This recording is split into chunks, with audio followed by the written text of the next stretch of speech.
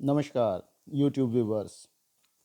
Commerce solution with doctor Sandeep Agarwal में आपका स्वागत है। मैं डॉक्टर संदीप कुमार अग्रवाल आपके सामने अपने व्यावसायिक सांख्यिकी के एमसीक्यू सीरीज़ का पार्ट 4 लेकर के उपस्थित हूँ।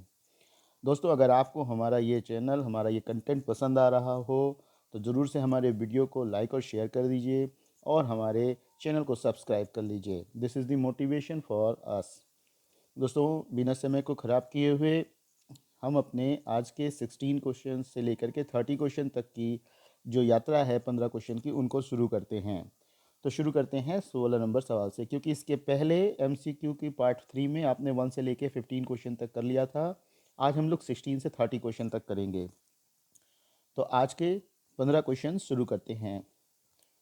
तो आज का सबसे पहला क्वेश्चन यानी कि 16 क्वेश्चन है, स्थिति संबंधी माध्य है। स्थिति संबंधी माध्य हैं, इसमें ऑप्शन है ए मध्यिका, बी बहुलक, सी उपरोक्त दोनों और डी उपरोक्त में से कोई नहीं।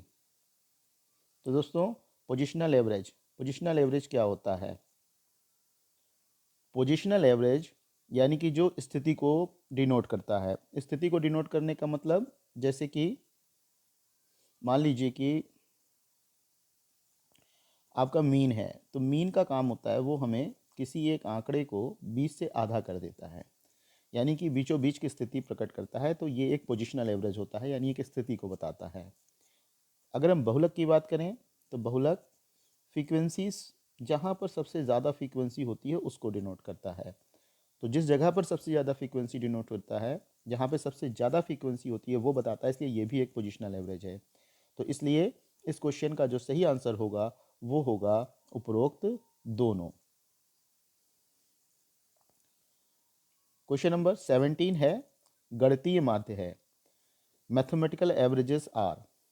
ऑप्शन नंबर ए समांतर माध्य arithmetic mean, option number B गुणोत्तर एवं हरात्मक माध्य geometric and harmonic mean, option number C वर्गकरणी अथवा द्विघातीय माध्य क्वाड्रेटिक मीन, और ऑप्शन नंबर डी उपरोक्त सभी।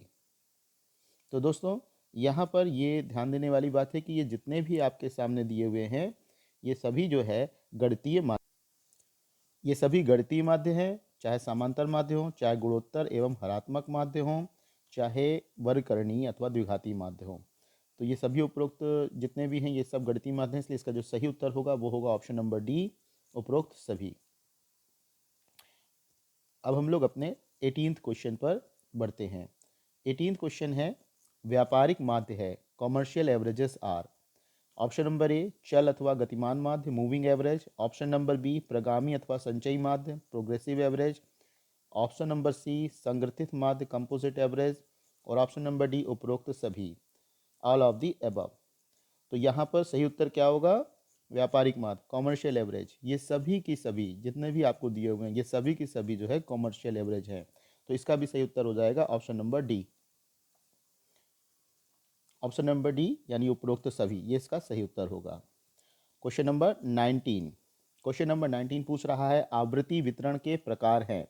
आवृत्ति वितरण के प्रकार हैं। Kinds of frequency distribution is. Option number A एक चरीय आवृत्ति वितरण univariate frequency distribution, option number B द्विचरीय आवृत्ति वितरण bivariate frequency distribution, option number C उपरोक्त दोनों बोथ, और ऑप्शन नंबर डी इनमें से कोई नहीं, नन ऑफ दी अबव। तो इसका जो सही आंसर होगा, आवृत्ति वितरण के ये दोनों ही प्रकार हैं, एक चरीय और द्विचरीय, यानी कि उपरोक्त दोनों। ऑप्शन नंबर सी इसका सही आंसर होगा। Question number 20। क्वेश्चन नंबर 20 पर आते हैं। क्वेश्चन नंबर 20 पूछ रहा है, एक चरीय आवृत्ति वितरण के प्रकार हो सकते हैं। Kinds of univariate frequency distribution में बी। ऑप्शन नंबर ए व्यक्तिगत श्रेणी individual series, option number B खंडित श्रेणी discrete series, option number C सतत श्रेणी कंटिन्यूअस सीरीज, और ऑप्शन नंबर डी उपरोक्त सभी। तो यहाँ पर जो है यूनिवेरिएटिक फ्रीक्वेंसी डिस्ट्रीब्यूशन में इंडिविजुअल सीरीज भी होता है, डिस्क्रीट सीरीज भी होता है, और कंटिन्यूअस सीरीज भी होता है। तो इसका जो सही आंसर होगा वो होगा option number D, all of the above. Question number 21। वर्गांतर बनाने की विधियां हैं। Methods of forming class intervals are. वर्गांतर, वर्गांतर क्या होता है? वर्गांतर अगर क्या होता है, अगर ये देखें तो वर्गांतर जिसको कहते हैं वो होता है जिसको आप देखते हैं 0 से 10, 10 से 20, 20 से 30, इस तरीके से जो वर्गांतर बनाया जाता है, क्लास इंटरवल जिसको कहते हैं, वो बनाने की विधि पूछ रहा है। तो क्लास इंटरवल बनाने की विधि, ऑप्शन नंबर ए अपवर्जी यानी एक्सक्लूसिव, ऑप्शन नंबर बी समावेशिव इंक्लूसिव, उपरोक्त दोनों, और उपरोक्त में से कोई नहीं। तो दोस्तों यहाँ पर ये ध्यान देने वाली बात है कि वर्गांतर बनाने की विधियाँ, methods of forming class interval, exclusive और इंक्लूसिव दोनों होते हैं, इसलिए यहाँ पर जो सही आंसर होगा वो होगा उपरोक्त दोनों। क्वेश्चन नंबर 22 पर आते हैं।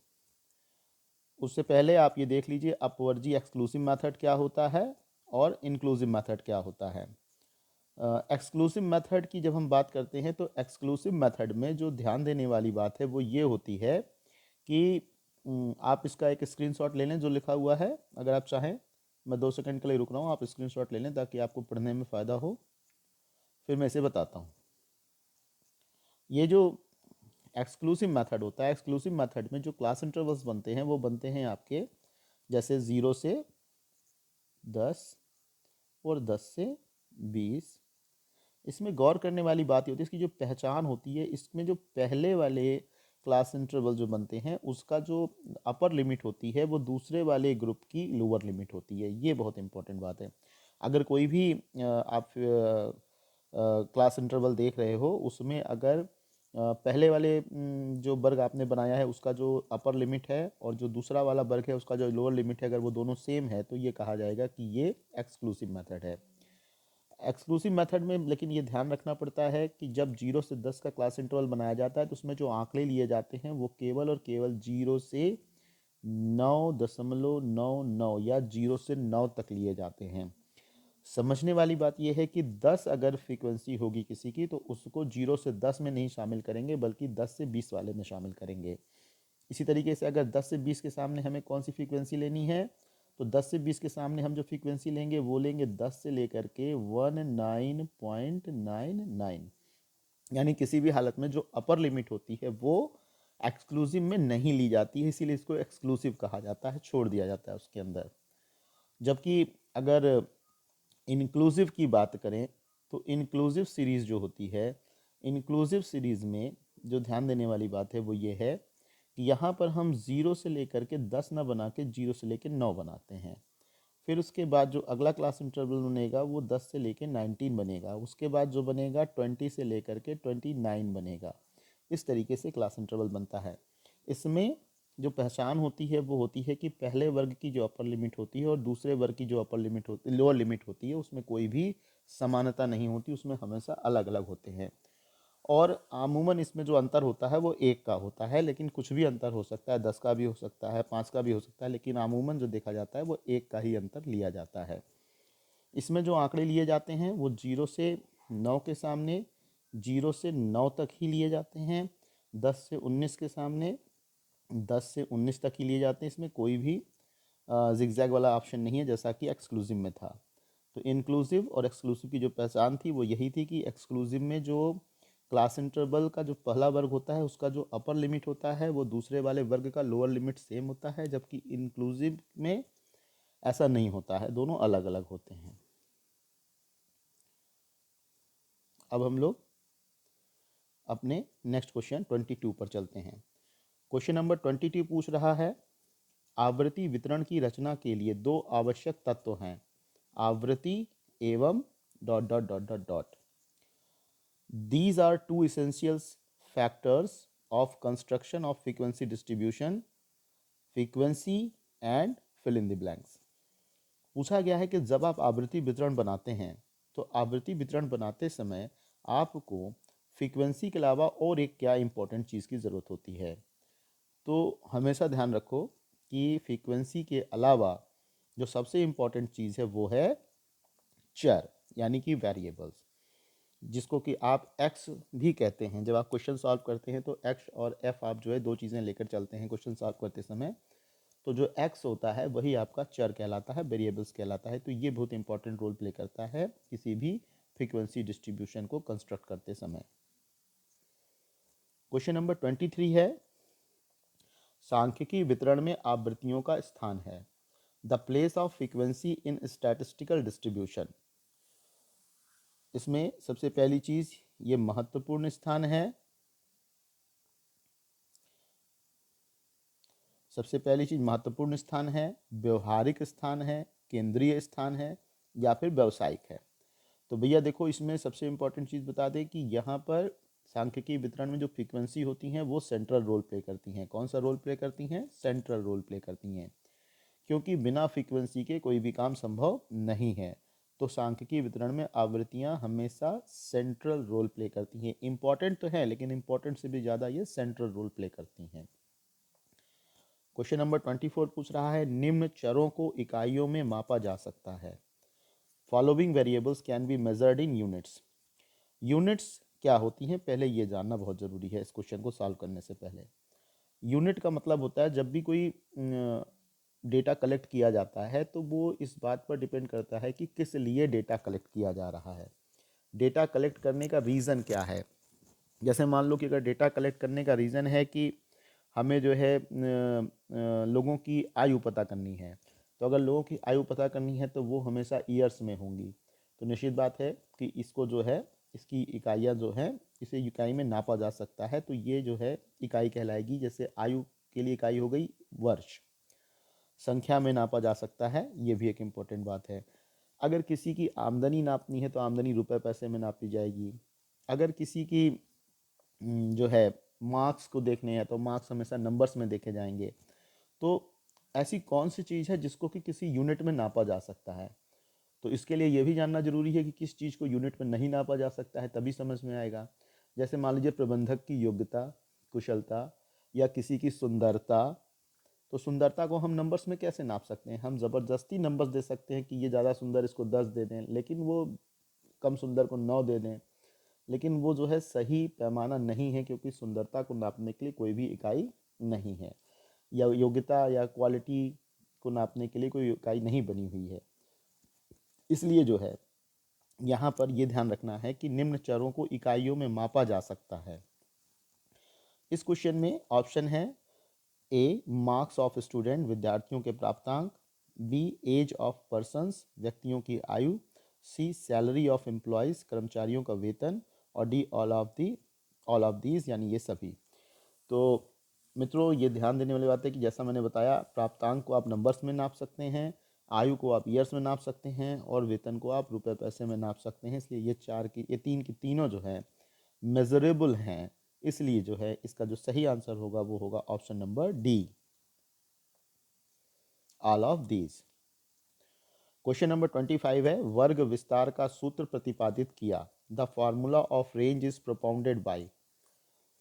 फार्मूला कुछ ऐसा है कि largest value minus lowest value upon 1 plus 3.322 log n. Option A है सैक्राइस्ट, ऑप्शन बी है कॉर्नर, ऑप्शन सी है स्टर्जेस, और ऑप्शन डी है क्रॉक्सटन और काउडेन। इसका सही आंसर है ऑप्शन नंबर सी, स्टर्जेस। इस सूत्र को, इस फार्मूले को स्टर्जेस ने प्रोपाउंड किया था। Question number 26। क्वेश्चन नंबर 26 कह रहा है, संचयी आवृत्ति वितरण में आवृत्तियों को रखा जाता है। In frequency distribution, frequency is kept in A cumulative form, संचयी रूप में, बी सिस्टमैटिक फॉर्म, व्यवस्थित रूप में, सी असेंडिंग ऑर्डर, आरोही क्रम में, और डी डिसेंडिंग ऑर्डर, अवरोही क्रम में।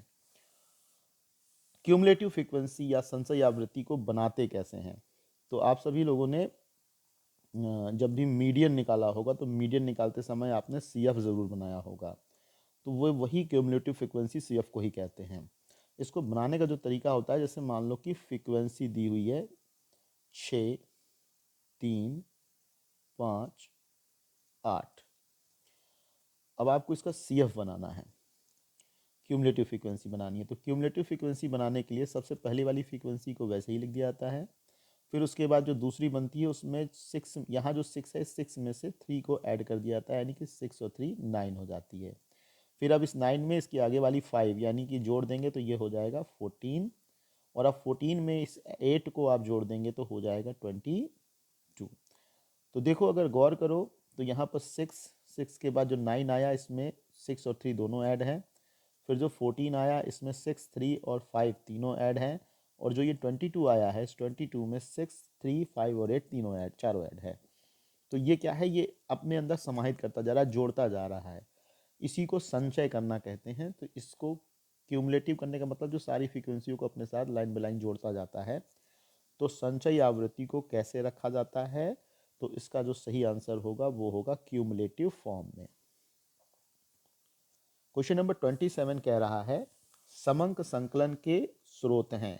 The sources of data is, option number A primary data प्राथमिक समंक, option number B secondary data द्वितीयक समंक, option number C primary and secondary data प्राथमिक एवं द्वितीयक समंक, और option number D none of these, इनमें से कोई नहीं। तो ये जब भी आपने इसके पहले भी क्लासेस करी होंगी या जो भी वीडियोस आपने देखे होंगे तो उसमें ये बताया गया है कि जो डेटा कलेक्शन होता है वो दो तरीके से होता है, एक होता है प्राइमरी और एक होता है सेकेंडरी। तो यहाँ पर जो सही आंसर होगा वो होगा option number C, primary and secondary data दोनों ही होते हैं। तो सी जो है इसका सही आंसर होगा। अब आते हैं क्वेश्चन नंबर 28 पर। क्वेश्चन नंबर 28 कह रहा है वर्गीकरण के अंतर्गत समंकों को व्यवस्थित किया जाता है। During classification data is arranged in different, option number A है डिफरेंट रो विभिन्न पंक्तियों में, ऑप्शन नंबर बी है डिफरेंट कॉलम विभिन्न स्तंभों में, ऑप्शन नंबर सी है डिफरेंट कॉलम्स एंड रोज विभिन्न स्तंभों एवं पंक्तियों में, ऑप्शन नंबर डी है grouping of related facts in different classes, संबंधित तथ्यों के समूहों को विभिन्न वर्गों में। तो दोस्तों इसका जो सही आंसर होगा वो होगा option number D, grouping of related facts in different classes, संबंधित तथ्यों के समूहों को विभिन्न वर्गों में बांट करके वर्गीकरण यानी कि क्लासिफिकेशन किया जाता है। अब हम लोग बढ़ते हैं क्वेश्चन नंबर 29 की तरफ। क्वेश्चन नंबर 29 कह रहा है सांख्यिकीय विभ्रमों की माप होती है। Measurement of statistical errors are, option number A है एब्सोल्यूट एरर निरपेक्ष विभ्रम, ऑप्शन नंबर बी है रिलेटिव एरर सापेक्ष विभ्रम, ऑप्शन नंबर सी है बोथ दोनों, और ऑप्शन नंबर डी है नन ऑफ दीज, उपरोक्त में से कोई नहीं। तो सांख्यिकीय विभ्रम यानी कि स्टैटिस्टिकल एरर्स ये क्या होते हैं। तो देखो एक चीज़ जान लो कि मिस्टेक और एरर्स दो तरह की चीज़ें होती हैं। मिस्टेक वो होती हैं जिनको कि हम प्रयास करके रोक सकते हैं, क्योंकि उसमें कहीं ना कहीं हम गलती करते हैं, कुछ लापरवाही कर देते हैं तो मिस्टेक हो जाता है, तो मिस्टेक को रोका जा सकता है। लेकिन जो एरर्स होती हैं स्टैटिस्टिकल एरर्स ये रोकी नहीं जा सकती, क्योंकि ये हम पर निर्भर नहीं करती, बल्कि जब हम डेटा कलेक्ट करते हैं तो जो हमें सूचना देने वाला व्यक्ति होता है वो ही अगर हमें कुछ गलत सूचना दे देता है तो उसको हम नहीं रोक सकते किसी भी हालत में। हम सावधानी बरत सकते हैं सूचना इकट्ठा करते समय, लेकिन हम उसको रोक नहीं सकते अगर वो कुछ गलत बता देता है तो स्टैटिस्टिकल एरर दो तरह की होती हैं, एब्सोल्यूट और रिलेटिव। तो इसका जो सही आंसर होगा वो होगा ऑप्शन नंबर सी, बोथ दोनों। अब देख लेते हैं ये एब्सोल्यूट एरर क्या होती है। तो एब्सोल्यूट एरर जो होती है इसको कैलकुलेट करने का जो तरीका होता है, तो वास्तविक मूल्य तथा अनुमानित मूल्य के अंतर को निरपेक्ष विभ्रम कहते हैं। यानी कि जब भी एब्सोल्यूट एरर निकालना होगा तो एक्चुअल वैल्यू और एस्टिमेटेड वैल्यू को जब आप माइनस कर देंगे उसको आपस में, तो ये जो है हमारा निकल के आ जाएगा एब्सोल्यूट एरर या निरपेक्ष विभ्रम। अगर हम सापेक्ष विभ्रम की बात करें रिलेटिव एरर, तो रिलेटिव एरर निकालने के लिए जो फॉर्मूला हम एब्सोल्यूट एरर में लगाते हैं उसी में केवल थोड़ा सा बढ़ा देना है, वो फॉर्मूला बन जाएगा relative error equal to A E upon E, यानी कि जो आपका actual value minus estimated value है अपॉन में एस्टिमेटेड वैल्यू बढ़ जाएगा उसके अंदर। तो ये जो है यहाँ पर ध्यान देने वाली बात है। तो ये हो गए आपके निरपेक्ष और सापेक्ष विभ्रम, इनको आप चाहें तो स्क्रीनशॉट लेकर के रख सकते हैं। और लास्ट क्वेश्चन पे आ गए हैं, क्वेश्चन नंबर 30, आज का आखिरी क्वेश्चन।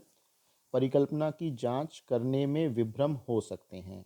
इन हाइपोथेसिस टेस्टिंग एरर में भी, option number A type 1 error, option number B type 2 error, option number C type 1 and type 2 error, और option number D none of these. Hypothesis परिकल्पना ये वो बच्चे ज़्यादा अच्छे समझेंगे जो रिसर्च मेथोलॉजी को पढ़ते हैं।